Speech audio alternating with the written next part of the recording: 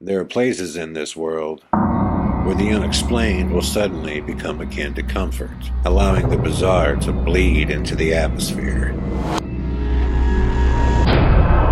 Within the city of Jefferson, Texas, resides such a location, in the form of a hotel that shares the city's name, in which the things that go bump in the night have begun to open doors, roam the halls, and reveal themselves. But the question is why? Why is this happening? Having never been there, I can't answer that question. But on October 1st and 2nd, 50 of you will have the chance to join me for a weekend-long paranormal investigation at AGH Presents The Ghosts of the Jefferson Hotel.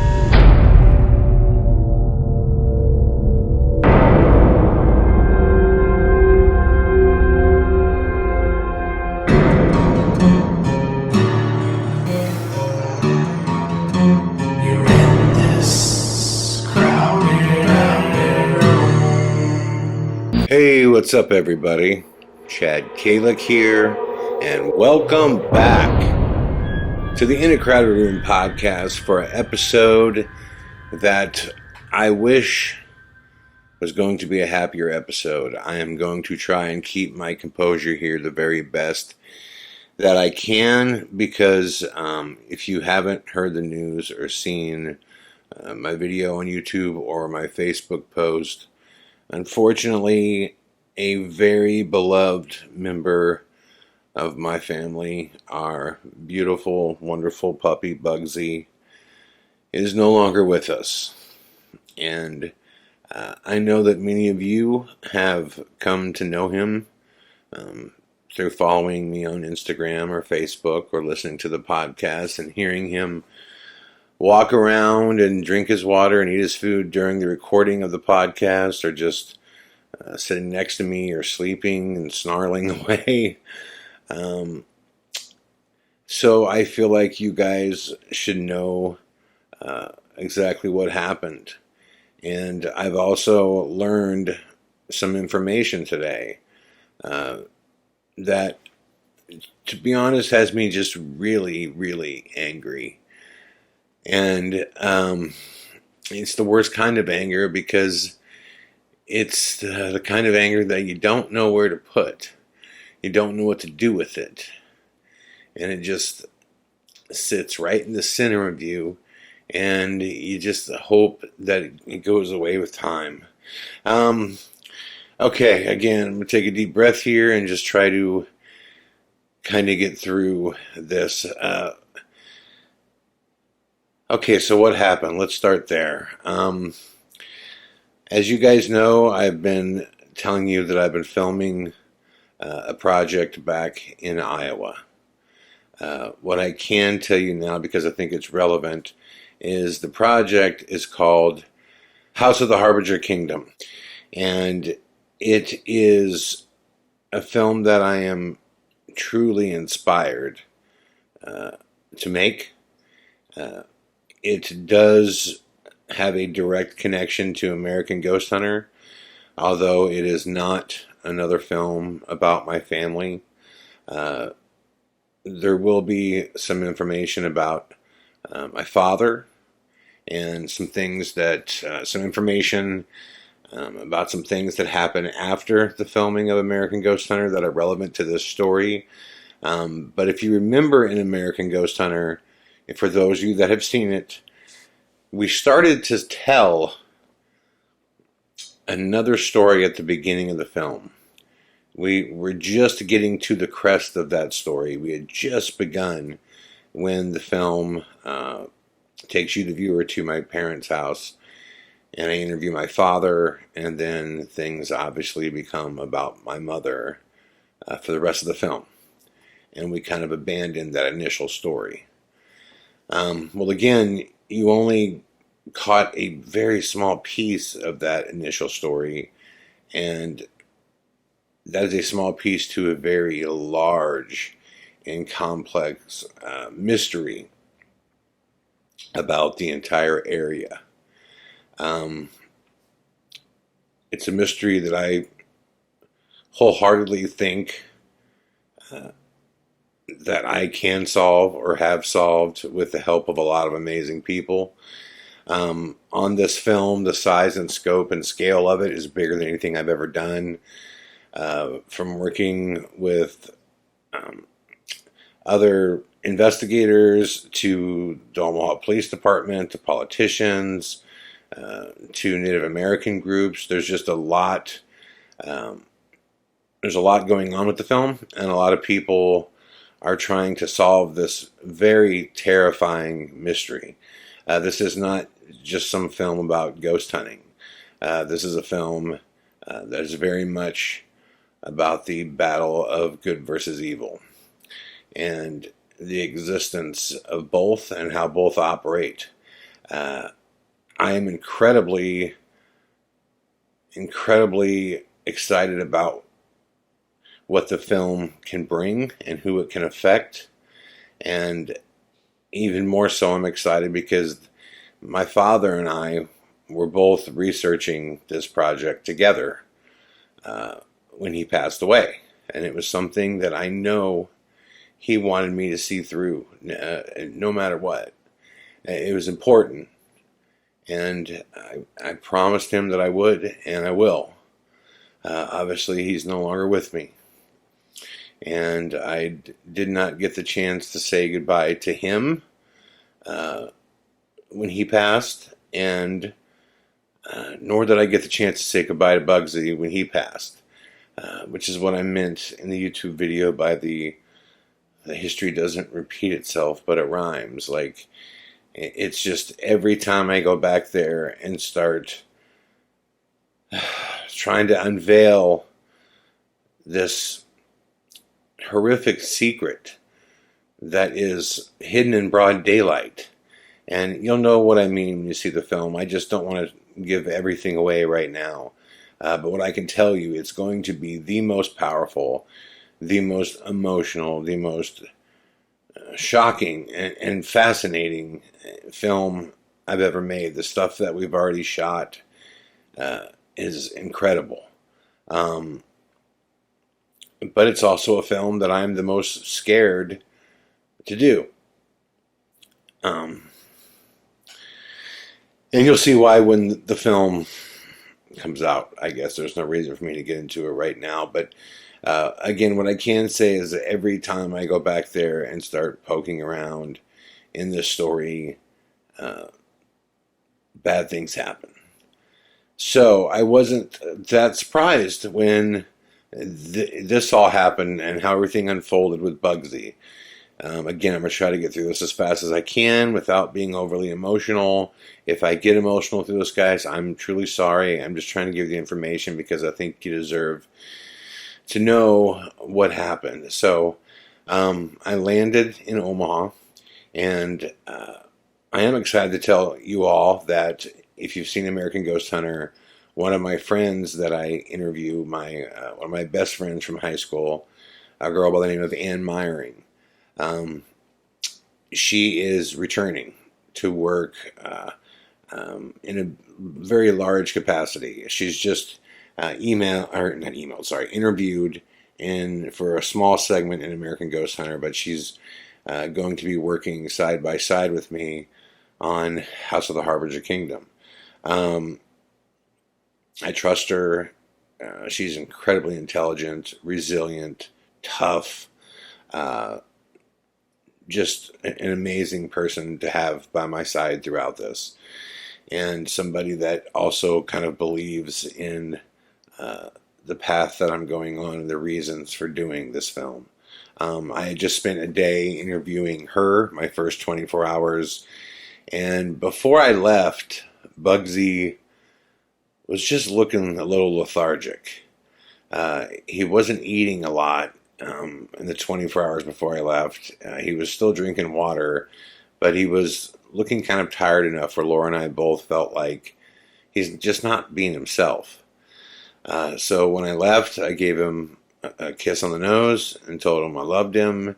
And, when I got back, which is supposed to be 7 days later, that I wanted to see him up and jumping around the couch. But yeah, something felt off, and the whole time I'm in Iowa, I'm just waiting for something horrific to happen, because it just happens every time I dig around in this stuff. Um, so I started doing this evening interview with Anne, and in which we're going to get into kind of some of the heavier stuff with this project. And a bunch of weird stuff started happening during that interview, which you guys will see. It was all documented, really creepy stuff. And I had this gut feeling like, oh, here we go, here it comes. And yeah, almost like clockwork, I get a phone call from Laura at about 8 p.m. saying that she got home from school and that Bugsy had gone from looking a little lethargic when I left him to now he can't walk, and he's dragging his hind legs, and he can't keep water down without throwing up. He won't accept any food. He's in bad condition. And so Laura obviously scooped him up in her arms, carried him down to the car, and took him straight to the vet. And when she got to the vet, she told me there was a number of people in front of her, just tons of cars there with dogs that are incredibly sick. And she had to wait hours before finally 2 people came with a doggy gurney, and they took Bugsy inside, and they would not let Laura come in due to COVID, which is freaking inhumane that they would keep people away from their pets. So that's the phone call that I got, that she didn't know what was going on, but that Bugsy was in bad shape as far as she could tell. Needless to say, I'm feeling as though, the next call I get is going to be probably one saying some not so good news. About 3 hours goes by, and to my surprise, Laura calls back and says that she just got some incredible news, that Bugsy had received an IV of liquid, and supposedly he responded really well. He was up and around and jumping and, feeling positive, and he was going to get to go home with Laura with some antibiotics, and that he'd be okay. Which I was like, this is awesome, but something about this just does not sound right to me. How could he go from he can't walk and he's throwing up and to suddenly he's okay? But Laura's really happy, so I'm happy. And I'm literally celebrating. So a couple hours goes by, and I'm hanging out with Anne, talking to her, and the phone rings, and I just know, this is not good, because had Bugsy been okay and Laura took Bugsy back home, I know she would just be loving on him the whole time and taking care of him. She wouldn't have to call me. She'd just, she'd just take care of him. So I answer the phone, and I just hear Laura lets out this very somber, crying, whimpering sound, and I know right away this is bad news. Laura says, "This is a nightmare, Chad. You're not going to believe what happened." And she explains that there is a second Bugsy that is an English bulldog, same color as ours, and they gave Laura the diagnosis of that bulldog. So when she went to pick him up, she's clearly like, well, this isn't our dog. And she explains to me that that bulldog, that Bugsy, did respond well and is doing fine, and that our Bugsy is in critical condition. Which, of course, my heart drops.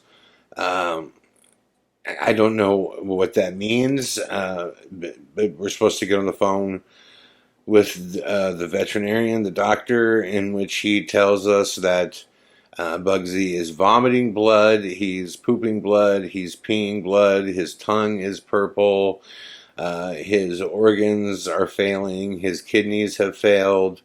He is in horrific uh, shape, and that it would take 4 or 5 days of tests to know what is wrong with him, but he wouldn't live through the time that it would take to run those tests. And they suggest that we put him down. Obviously, as you can imagine, that is a difficult call to get on my end, even harder for Laura because she's alone with Bugs.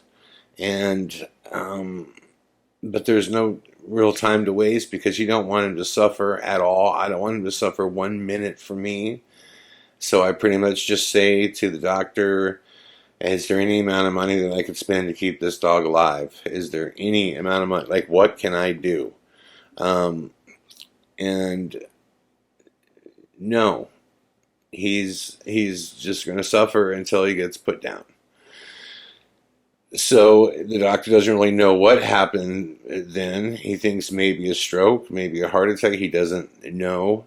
But it doesn't really matter at that point because what we know is that Bugsy is simply not going to make it. So Laura, says, well, I can come in and see him, right?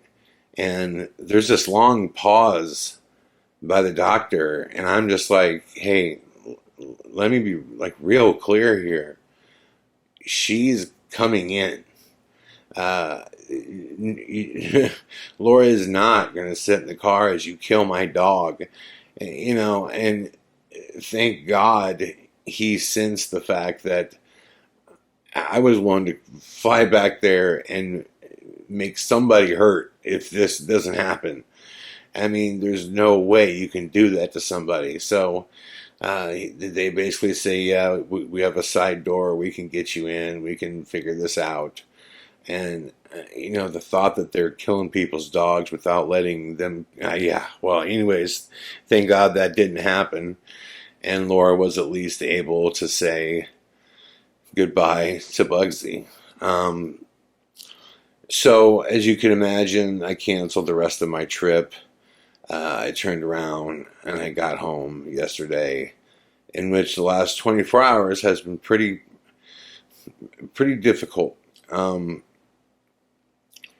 Again, if you haven't seen the film, AGH Presents The Missing Element, that is a precursor to American Ghost Hunter, in which I documented all the bizarre things that started going on the second I started making that film.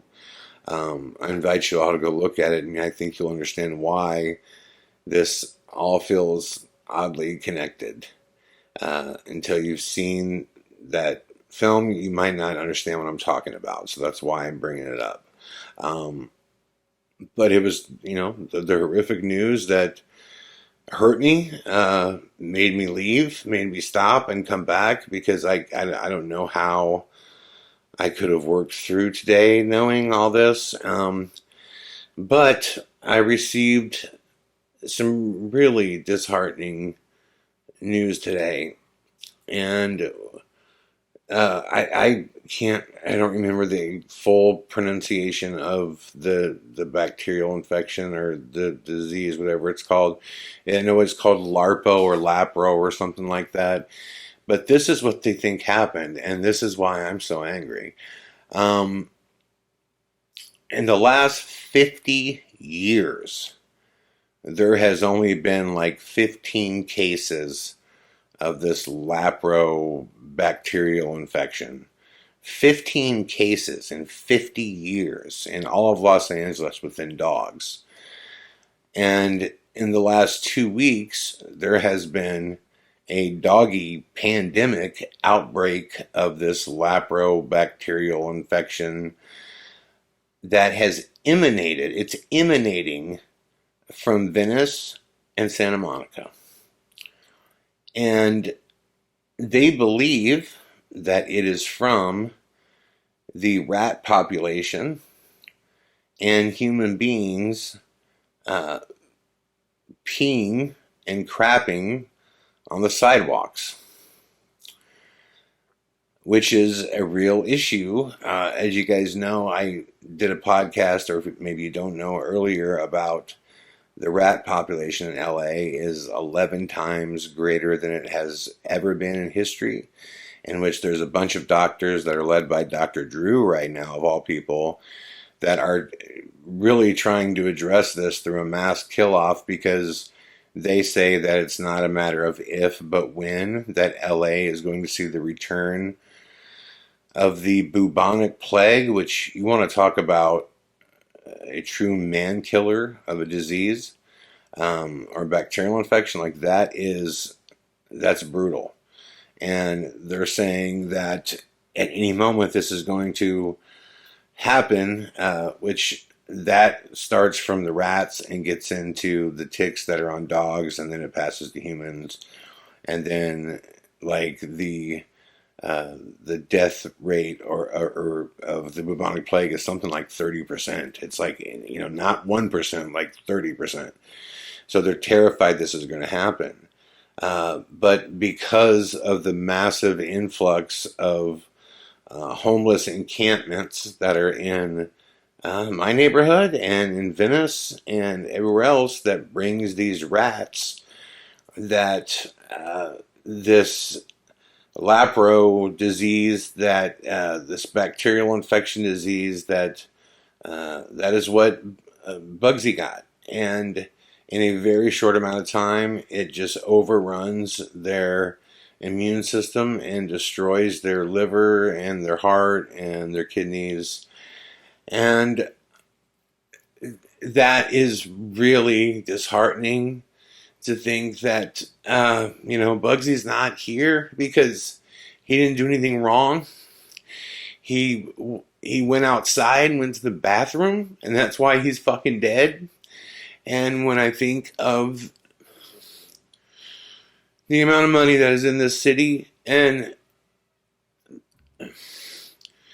there's no reason to have a homeless population like this. There's no reason to not get those people help. There's no reason to not have a proper place for them to stay.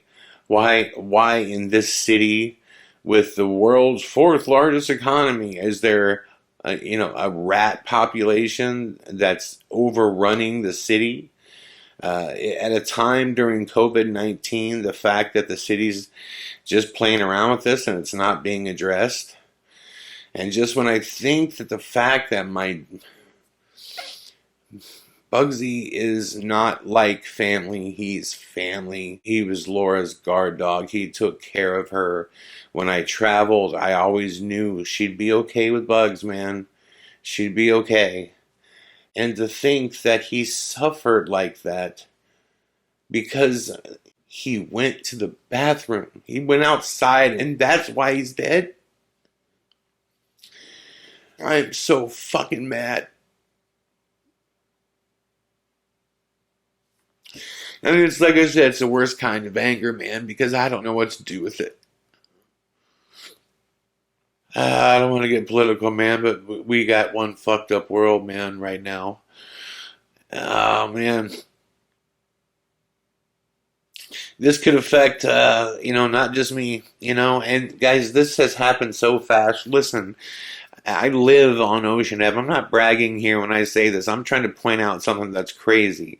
Like, my neighborhood is no longer straight. There's streets in LA that you work towards. It took me 10 years of hard work to get to the point where I could live on Ocean Avenue. There's there's Oceanfront Walk, there's Rodeo Drive, there's a few streets, there's a few places that you want to work hard, and if you are successful, you can get to live, in these places, and they're nice and they're beautiful and they're supposed to be safe, and it's not safe anymore. When I moved in here, this was a place where people come from all over the world to vacation. There's only like 20 blocks of beachfront property in Santa Monica. This was supposed to be the gem of the city. It's not even safe. It's so filthy, dogs can't even go to the bathroom without fucking dying.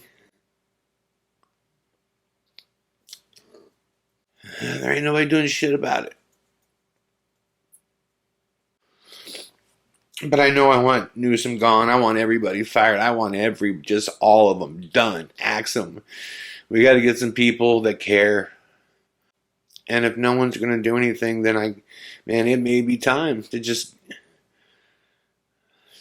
get the fuck out of here.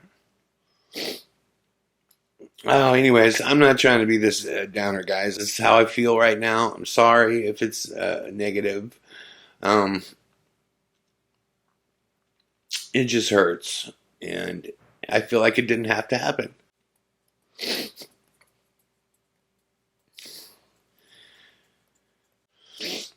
So that's what happened to Bugsy. And he's gone. And Laura is a warrior. I mean, an absolute warrior. After, this happened right after she went home to spend some time with her dad, who has his own stuff going on that's really hard. And this all went down on Laura's first day of back to school. And, to have to send him, by herself, she's just, again, you guys hear me talk about Laura all the time about how amazing she is. She's amazing. She is like a piece of iron, man. She just keeps moving forward, man. I'm just so blown away by her. I wish she didn't have to be. I wish she didn't have to be so hard. I wish she didn't have to deal with shit like this. But she is incredible. I want to thank all of you for your comments, your love, your support. It truly does matter when you're hurting, and you just want to know people cared about Bugsy, and other people saw the love that he brought into the world, and you guys really have made us feel really good just reading your comments. I appreciate that. I'll be back with a brighter outlook on life, I'm sure. Thank you guys for listening and allowing me to be real with you. And I hope me being real doesn't offend anybody. I'm just, you guys are a part of his life too, and a part of mine. And this is how today went. It's just how today went. So thank you all for listening. I hope you keep listening.